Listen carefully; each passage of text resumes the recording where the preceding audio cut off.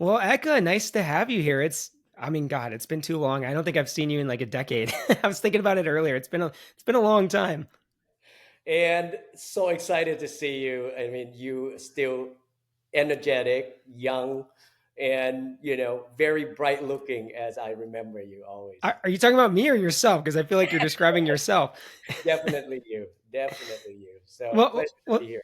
no, it's great to have you here. For our audience, obviously you and I go way back. I think 15 years now. But for the audience, why don't you just give a quick overview of who you are and what you do and the company you work for? Yeah, definitely. I was an immigrant for sure. Came into United States early on in life. Been very welcome. I went to UC Berkeley as my first stop. Get to experience San Francisco and West Coast, the best coast. That they say locally. And I had the background in chemical engineering, so it was not just a language barriers, but also there's not that many chemical engineers walking around America at the time. So not just being very nervous, but also coming into the entire different, very different industry was very nerve wracking.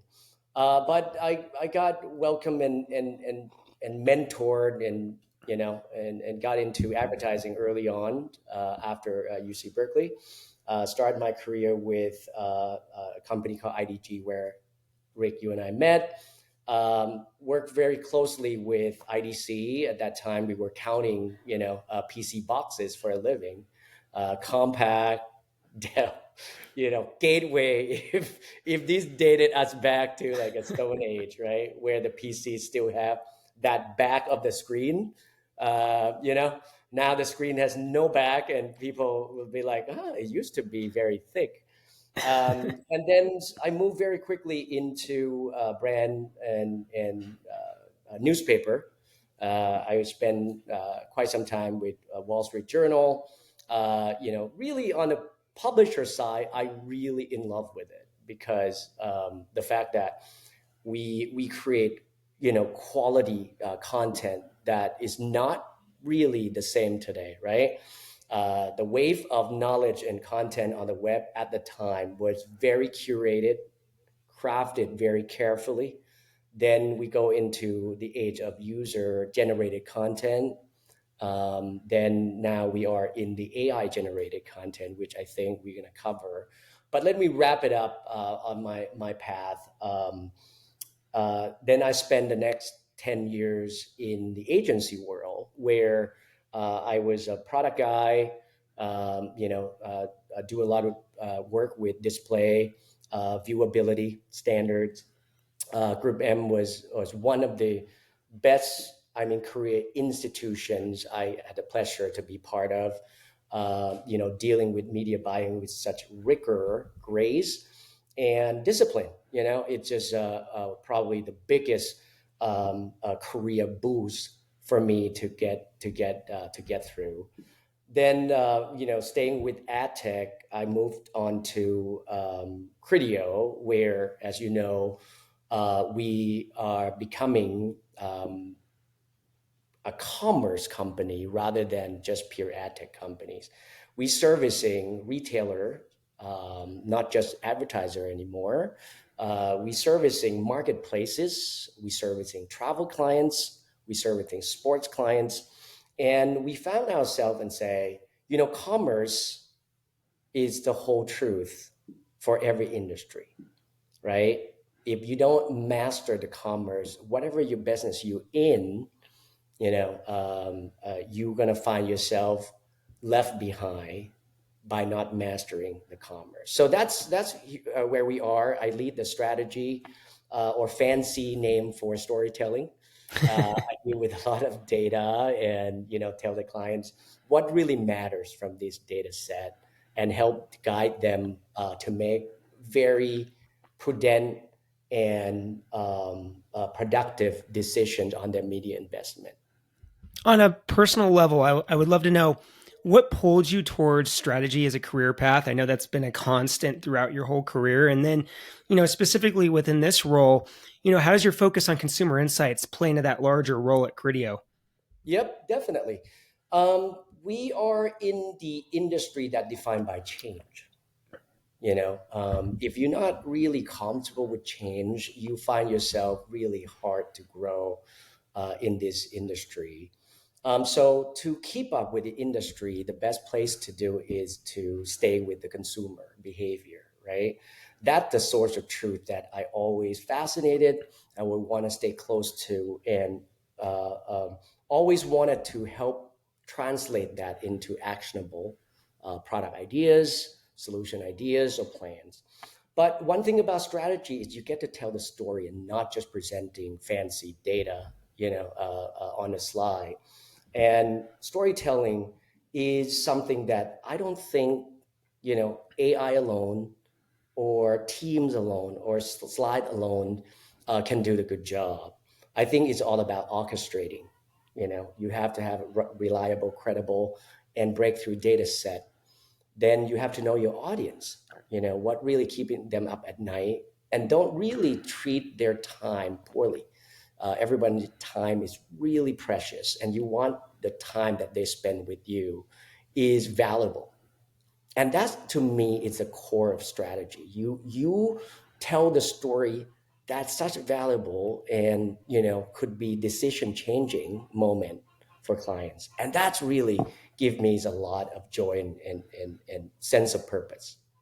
Yeah, it's funny. I almost see that as Criteo's secret sauce because I'm a big believer in, data is really important, but you need that human element. And Eka, if anyone's met you, you're as human as it gets. So, how important is it for companies to be following this Criteo approach where, bridging the gap of two worlds between data and the human connection? Yeah, I think you have to understand that data too has a soul. Give you example what I mean. So I grew up with my grandmother in Thailand. She lived to be 106 years old, and she's very a good storyteller. She always have her original kings, the ways to make me laugh. You know, a little poke here, you make me tickles and stuff. But she's also a masterful cook.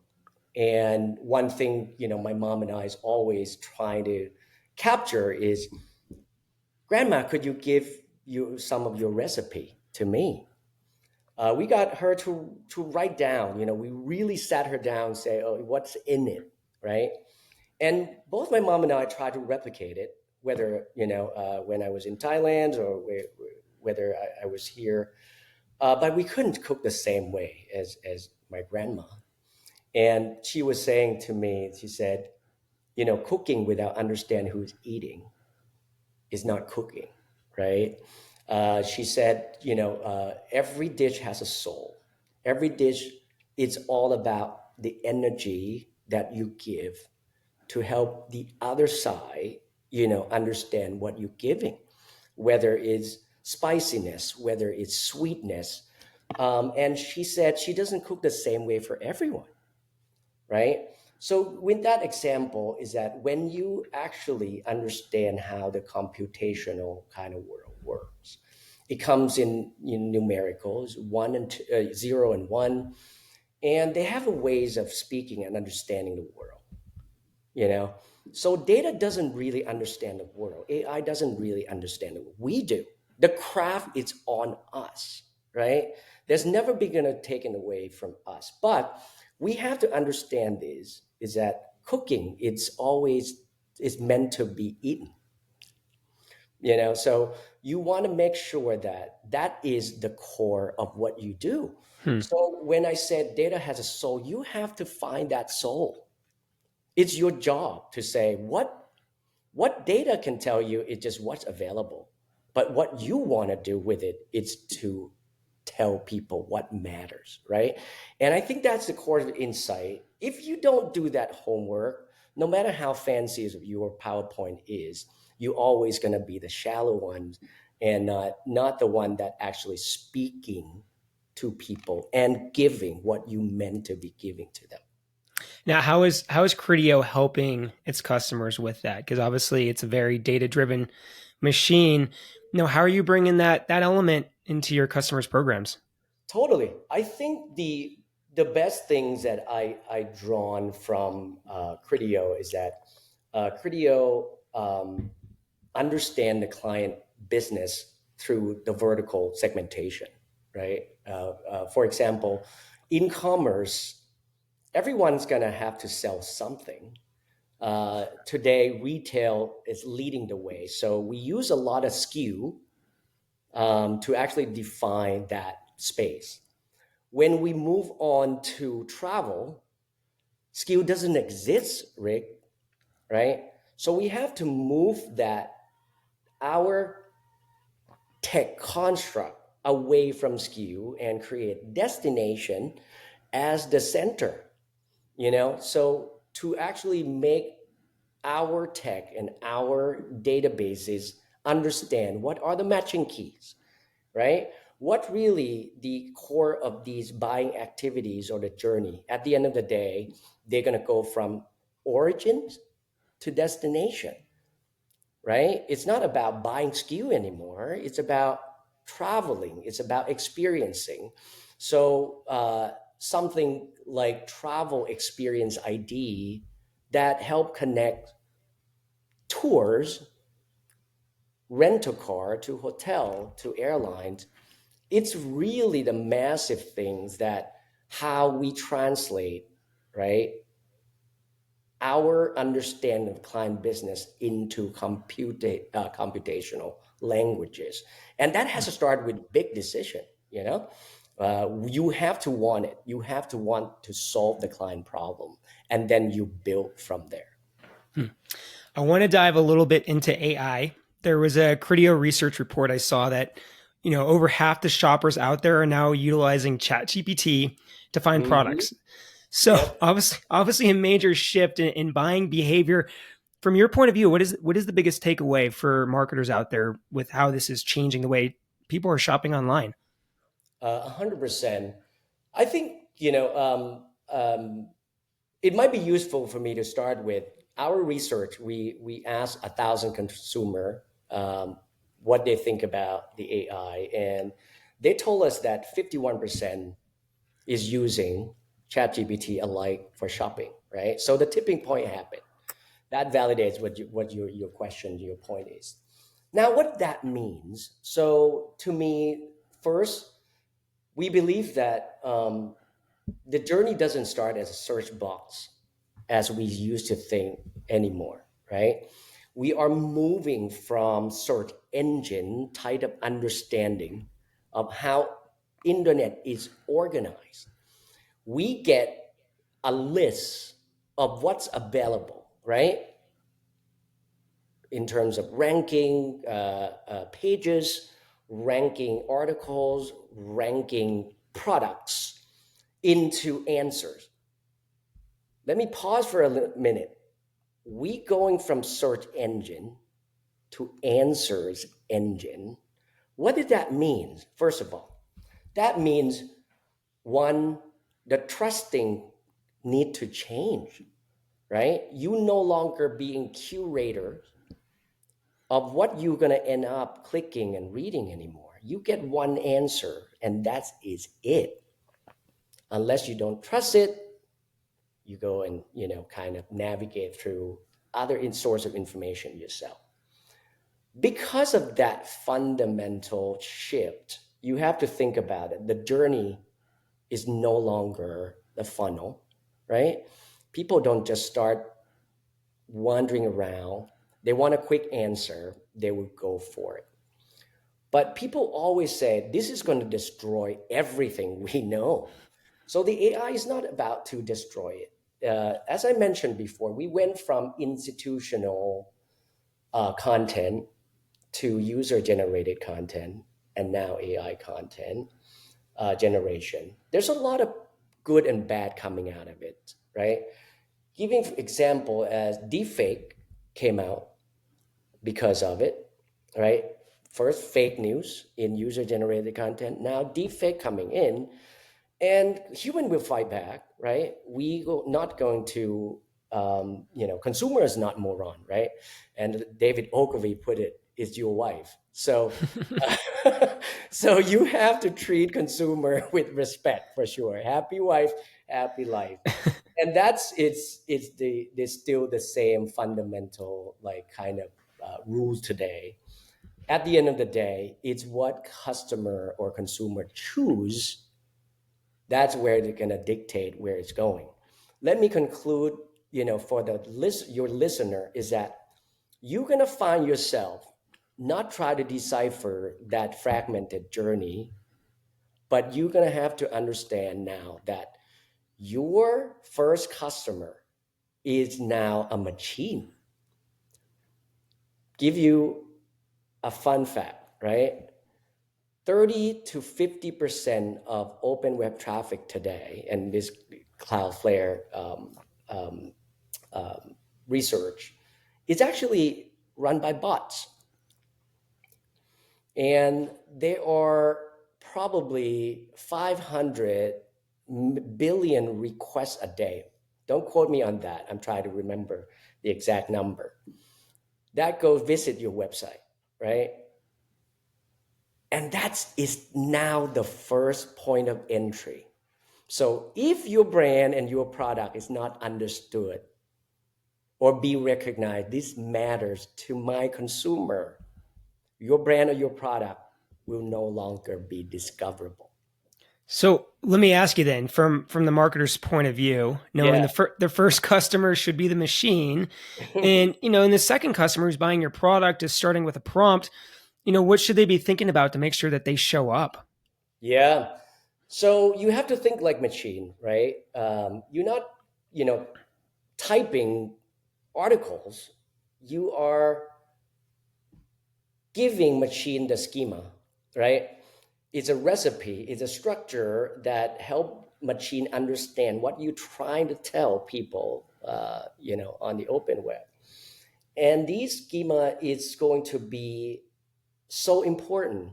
It's the new SEO of your brand and your product. If your product doesn't matter to machine, your product doesn't matter to the end user. And you have to always understand that and say, is my product and my brand structure and speak to machine as well, right? And doesn't mean that website's gonna go away. People get answer. Just like I raised two kids.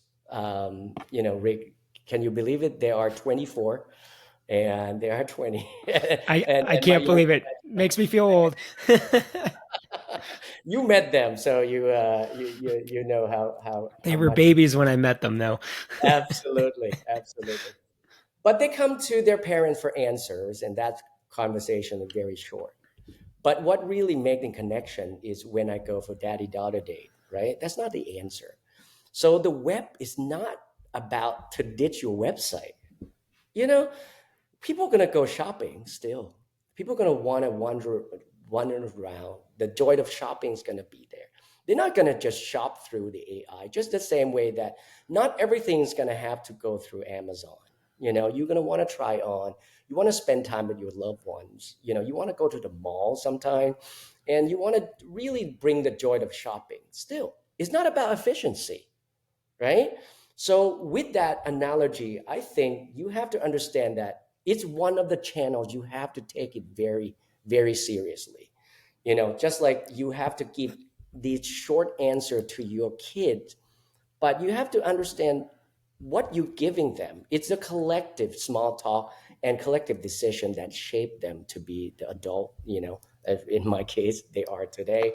So answers has its place, but not its totality. Hmm. So I think ChatGPT will have very significant role when making decisions or actually save time and stay away from tedious work, but it will not going to replace the joy of shopping and the human elements of it when we craft the experience of travel.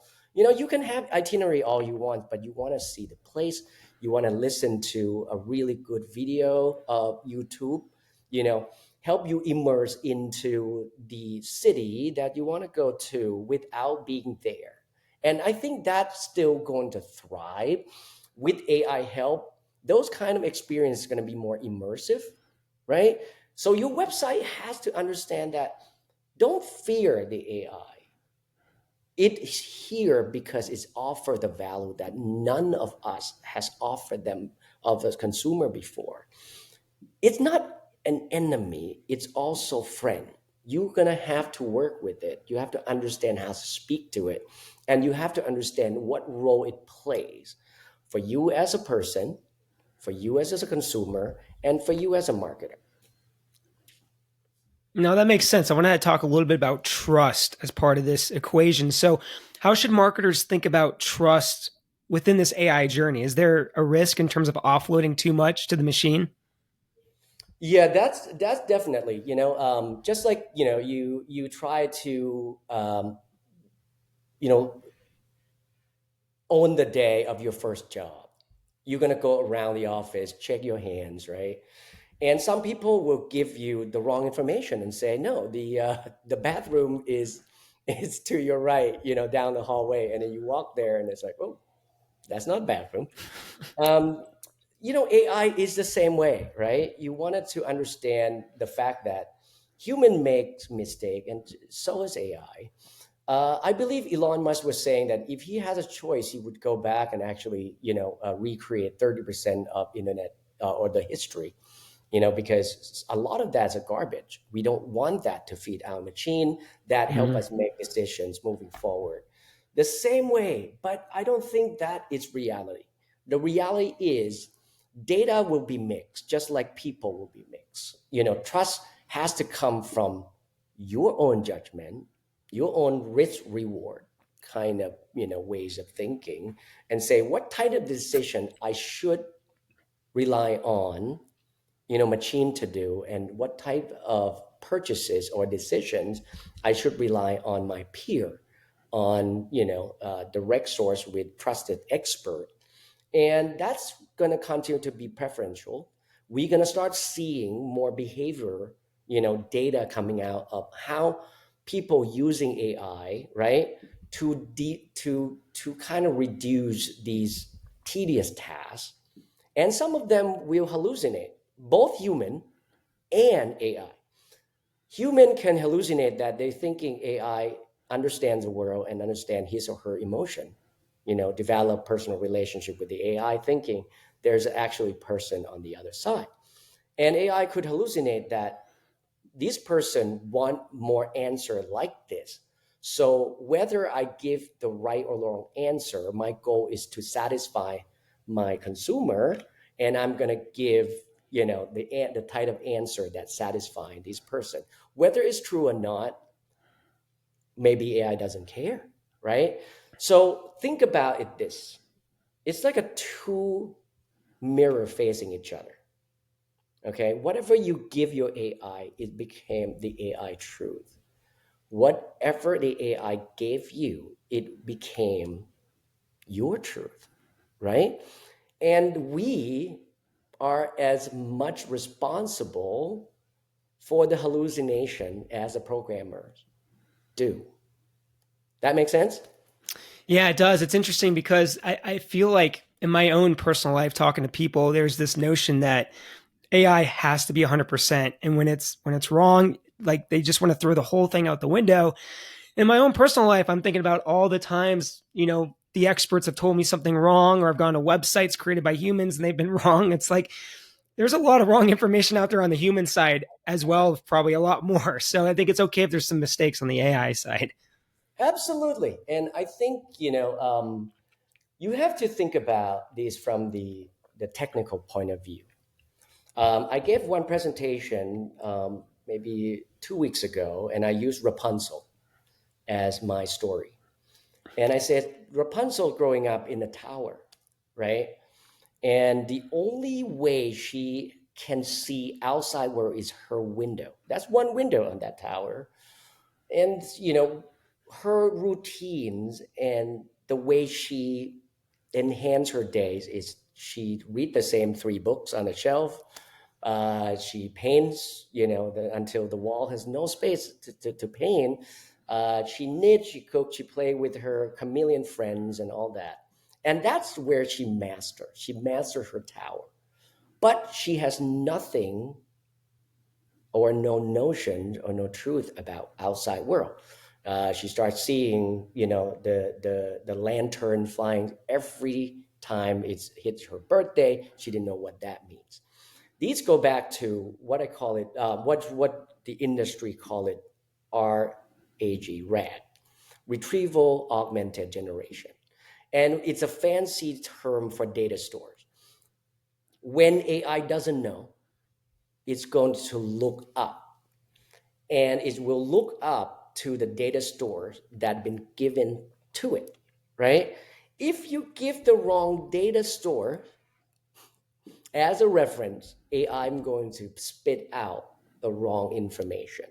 So this is very fundamental. If you as a marketer don't understand this RAG concept, you will face these common hallucination, right? It doesn't know. And when it doesn't know, it does what it's designed to do. It's not about understand the word, but predict the next word. No, makes sense. I want to bring this back to the alliance standpoint as we kind of bring this home right now. So, going back to that Dell with Intel Inside example, how should alliances, partnerships be thinking about this whole journey when maybe neither of them owns the first touch point with the customer? Yeah, I have to address first that this is a very unique, and I applaud the name of your podcast, right? Partner marketers, has this unique spot.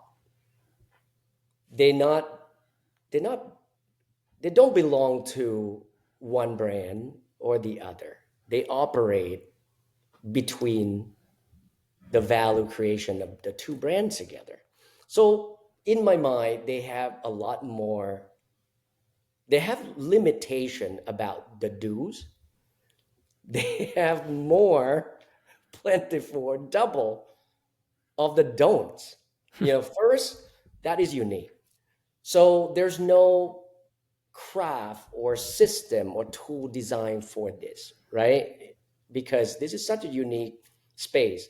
Most of tool and technology designed for soloness, right? Single brand, single marketing.